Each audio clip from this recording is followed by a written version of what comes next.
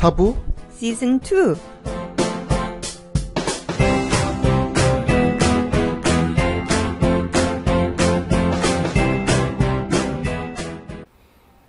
안녕하십니까. 사주와 부동산의 추선입니다. 안녕하세요. 포인플렉스입니다. 포인플렉스님 지난 한 주간은 어떻게 보내셨어요? 뭐 특별한 일은 없었고요.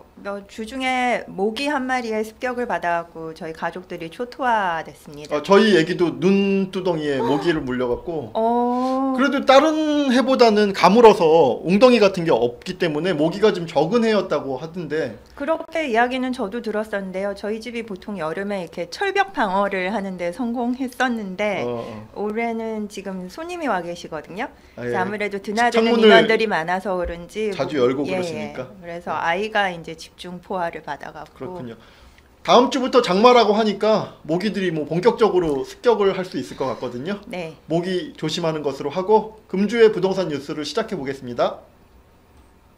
네, 한 주의 부동산 소식 전해드리겠습니다. 서울 아파트 매매가 상승률 주춤, 강동구는 12주 만에 하락세로.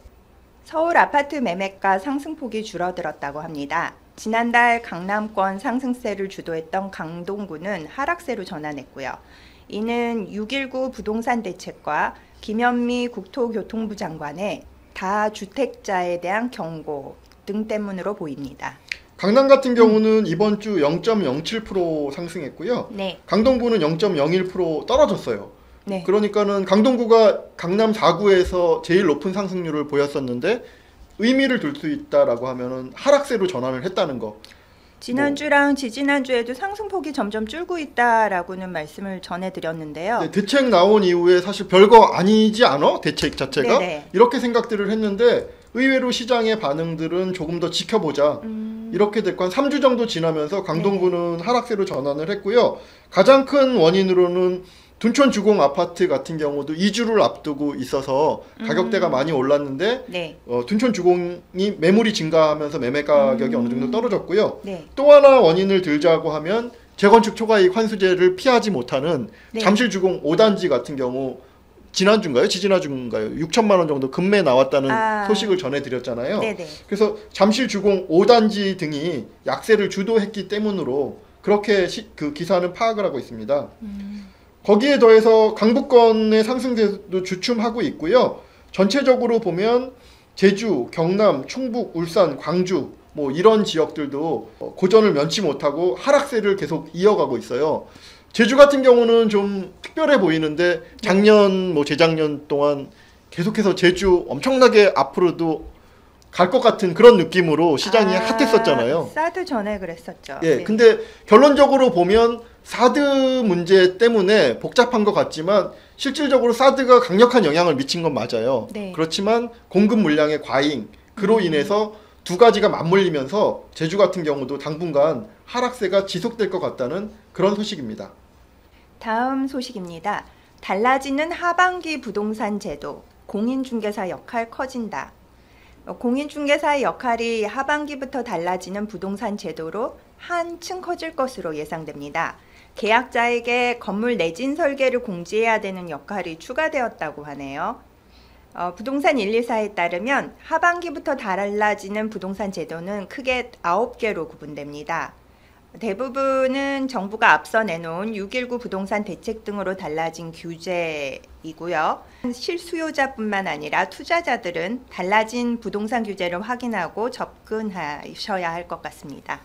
그 하반기에 달라지는 부동산 제도가 여러 개 있는데요. 이미 기존에 드렸던 정보와 중첩되는 부분이 있긴 한데 네. 전체적으로 한번 훑고 가긴 해야 될 것 같아요. 네, 잘 정리되어 있는 것 같습니다. 네, 한번 네. 그 읽어주시면 제가 그 설명을 간략하게 드리도록 하겠습니다. 네. 첫 번째는 지역주택조합 조합원 모집 신고제 도입 및 공개 모집 의무화라고 합니다. 아이고, 말이 되게 어렵네요. 네네. 그 지역주택조합 같은 경우는 과거에는 지역주택조합원을 모집할 때 관할 지방단체에다가 신고를 하지 않았어요. 근데 이제 관할 지방단체에다가 신고를 해야 된다는 뜻이고요. 그런데 주택조합 같은 경우는 그 제가 별로 권하지도 않을 뿐더러 이게 들어가서 고생하시는 것들을 너무 많이 보다 보니까 네. 지역주택조합은 정말 신중하게 선택하시라. 뭐 여하튼 정부에서 너무 난립하고 문제가 많이 생기니 조합원 모집을 관할 지방 단체에 신고해야 한다라는 지역주택조합을 살리려는 그런 의도로 보여요.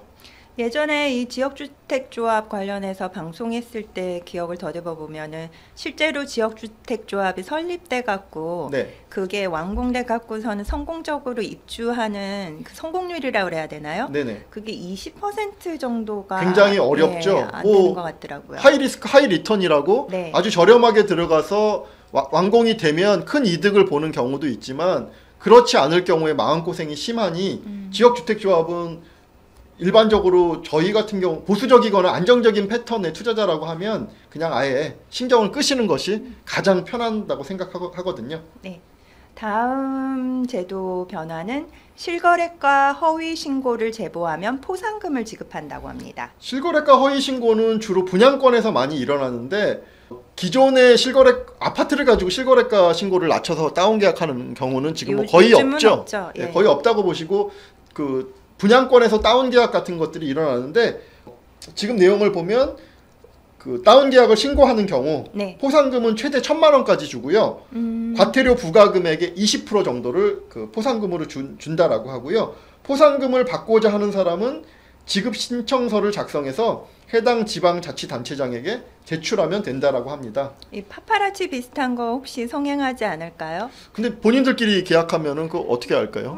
저기 500만 원짜리 예를 들어 분양권 프리미엄이면 계약하고서는 신고하면 1,000만 원 받으니까. 아니 근데 과태료 부과 금액의 20%라는 또 상한선이 있기 때문에 그러네요. 무조건 1,000만 원을 주는 건 아니고 맥시멈이 1,000만 원입니다.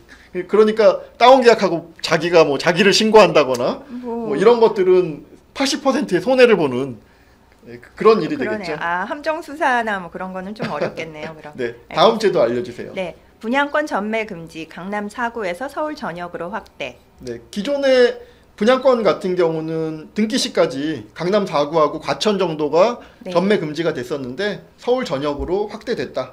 이번 대책에 있는 내용이고요. 네, 조정 대상 지역 LTV DTI 10% 포인트씩 강화. 잔금 대출도 예. 네, DTI 적용됐다는 거 네네. 이것도 지난번에. 6.19 대책에서 다 있었던 내용이죠. 예.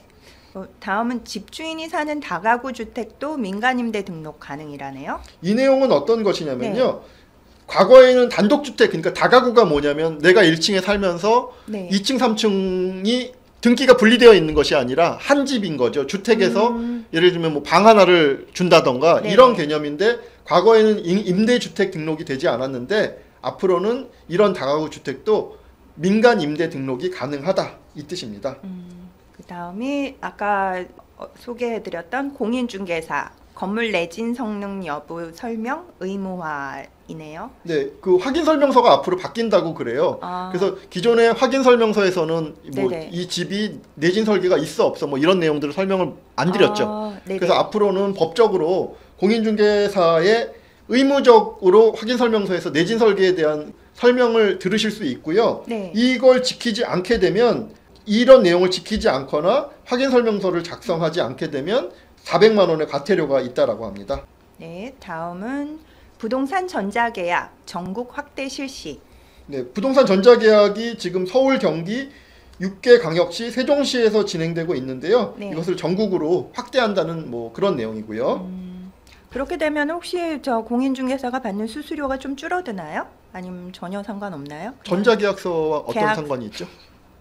계약서 같은 거 작성할 때 뭐 예를 들어 뭐 전세 같은 거 연장하거나 글쎄요, 아직 그런 내용까지는 그런 내용까지는 저도 못 들어봤습니다. 그냥 종이로 쓰는 거를 온라인으로 진행한다 뭐. 그런데 이제 전자계약서가 활성화되지 않는 이유가 뭐냐면 실제로 매도인 내지는 매수인끼리 계약을 했다가 중간에 의도치 않게 바뀌는 경우가 있어요. 예를 들면은 뭐 남편 명의로 했다가 공동 명의로 할 수도 있는 거고요. 사람이 살다 보면. 그리고 중도금 일정이나 잔금 일정이 뭐 바뀔 수도 있는데 전자계약서를 해놓게 되면은 그런 바뀌는 거에 대한 대체가 안 되다 보니까 그 공인중개사 입장에서는 뒤에 변수를 뭐 그게 싫거나 불법을 행하기 위해서 그걸 하는 것이 아니고 안 하는 것이 아니라 예상치 않던 일들이 되면 굉장히 복잡해지는 거죠. 그렇죠. 잔금 일자가 완전히 미리 픽스 안 돼 있는 경우도 있으니까. 그럴 수도 있고요. 그래서 이게 미뤄지는 그런 경향이 좀 있어요. 네, 다음은 어떤 내용일까요? 네, 조정 대상 지역 내 재건축 조합원 주택 공급수 제한. 이 내용도 6.19 대책에서 충분히 말씀을 드렸고 네. 뒤에서 다시 한번 오늘 기사에서 언급을 하니까요. 예. 여기선 그냥 넘어가도록 하겠습니다. 네. 아파트 하자 보수 미루면 지자체장이 시정명령. 이건 네. 좋네요. 그리고 내진 설계 의무 대상 연면적 200제곱미터 이상 건축물로 확대.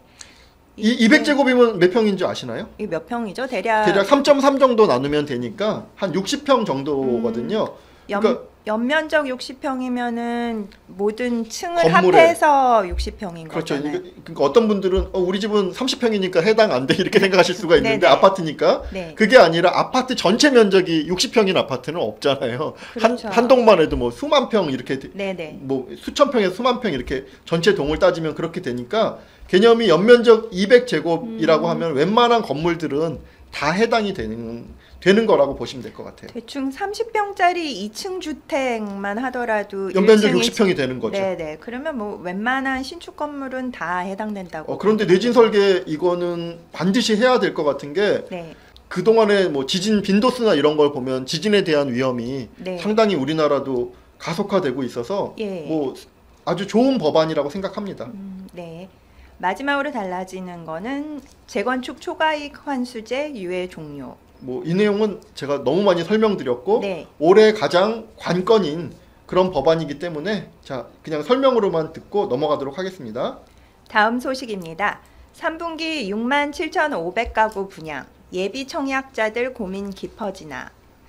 분양시장이 가을 성수기를 준비하는 가운데 최근 몇 년간 이어진 활기가 이어질지 관심이 쏠리고 있습니다. 정부가 발표한 6.19 부동산 대책에 이은 후속 대책이 8월에 나올 것으로 전망되고 있어서인데요. 3분기 전국에서는 총 67,590가구가 분양을 계획 중입니다. 지난해 같은 기간보다 거의 5% 증가한 규모입니다. 네, 권역별로 보시면 수도권 같은 경우 작년보다 늘었고요. 네. 광역시 같은 경우도 작년보다 늘었고 지방 도시는 좀 그 권역별 분양 물량이 낮아졌고요. 네. 전체를 보시면 3분기니까 7월에서 9월이 될 것이고요. 네. 작년보다 분양 물량이 많았어요. 여기서 생각하셔야 될 것은 네. 작년 같은 경우 화랑기가 2013년, 14년부터 계속해서 부동산 가격이 상승을 했잖아요. 네. 화랑기 때 건설사들이 준비한 분양 물량들이 지금 나오고 있는 것이기 때문에 네. 2016년도에도 분양 물량은 상당히 많았거든요. 네. 네. 그래서 전국적으로 보면 2016년도에 16만 가구가 분양이 됐었는데 올해 전체적으로 한 23만 가구니까 거의 한 38% 정도가 많고요. 수도권만 봐도 8만에서 12만으로 하니까 거의 50% 가까이 분양 물량이 늘고 있어요.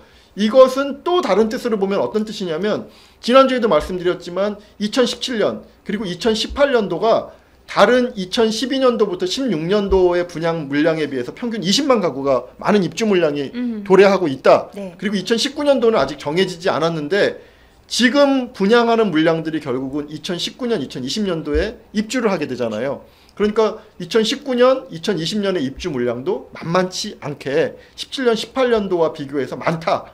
이렇게 보실 수 있을 것 같아요.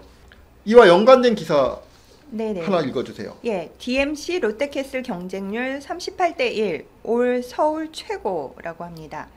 롯데건설이 서울 수색 증산 뉴타운에서 공급한 DMC 롯데캐슬 더 퍼스트 아파트가 올해 서울 최고 청약 경쟁률을 기록했습니다.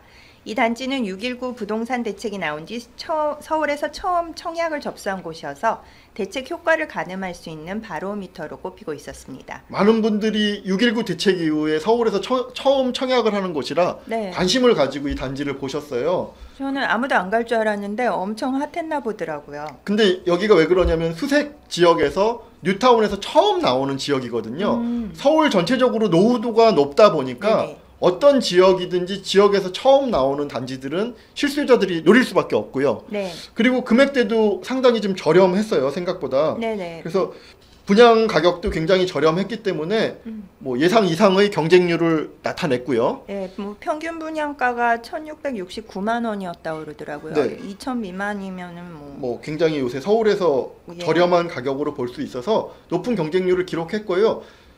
또 상대적으로 걱정되는 거는 정부가 이런 분양 과열을 어떤 눈으로 볼까? 제가 왜 이런 걱정까지 하면서 살아야 되는지 모르겠는데 며칠 전에 저 투기 과열지구 지정되는 꿈 꿨습니다. 제가 왜 이런 걱정까지 해야 되는지 모르겠지만 분양 경쟁률이 상당히 높았다. 이렇게 볼 수 있고요. 반면에 수도권 같은 경우요. 군포하고 인천에서 네. 분양이 있었는데 1.4대 1 정도의 경쟁률이었어요. 1.4대 1이면은 뭐 좀 굉장히 미분양 물량이 네. 많을 수 있는 그런 경쟁률로 보셔야 되고요.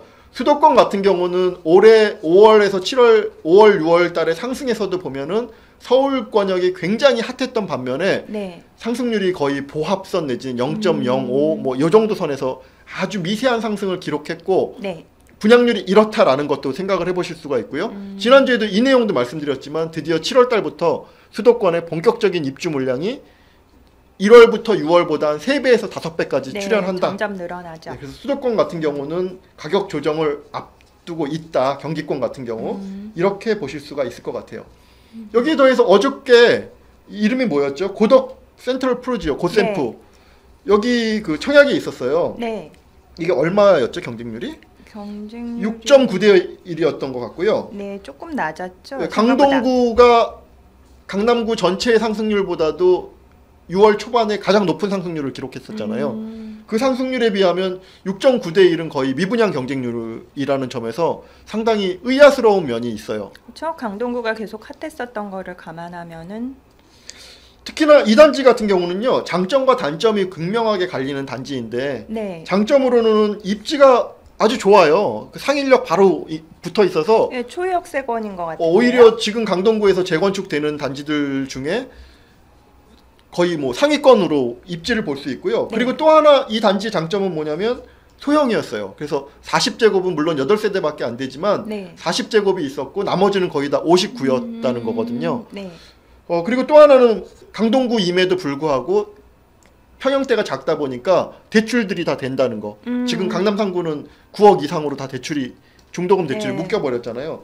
이런 장점들이 있음에도 불구하고 경쟁률이 7대 1이 안 되니 미분양이 나올 가능성 뭐 이게 상당히 높아졌다 이렇게 보실 수가 있을 것 같아요. 주상복합이라 그랬던 걸까요? 예, 여기 같은 경우는 아파트하고 오피스텔이 섞여 있어요. 그래서 아. 아파트 한 600 몇십까지는 모르겠는데 네. 한 600 몇십 세대 되고 그리고 이제 오피스텔이 한 100여 세대 정도가 있고요.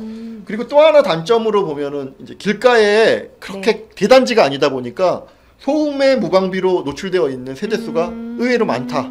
이런 점 볼 수 있을 것 같고요. 네. 그리고 또 하나 강동구가 걱정이 되는 것은 재건축 시기들이 너무 몰려 있잖아요. 네네. 그러다 보니까는 강동구 전체 입주 물량에 대한 부담감이 상당히 있다. 뭐 이런 관점에서 단점을 보실 수가 있을 것 같아요. 그렇다 하더라도 초역세권의 초소형 분양인데 너무 낮죠, 생각보다는, 경쟁률이. 예, 생각보다 안 좋은 것 같아요. 그래서 지금 6.19 대책 이후에 롯데 캐슬의 경쟁률은 엄청나게 높았고 네. 수색 상암 지역, 수색 증산 뉴타운의 그 롯데 캐슬 경쟁률은 높았고 강동구의 경쟁률은 굉장히 낮았거든요. 그러니까 일반 분양이 뭐 잘 된다 안 된다 지금 이 두 건으로 판단을 할 것이 아니라 한 주나 두 주 정도 더 수도권의 경쟁률을 보면서 일반 분양이 어디로 방향을 잡을지를 살펴봐야 될 것 같습니다.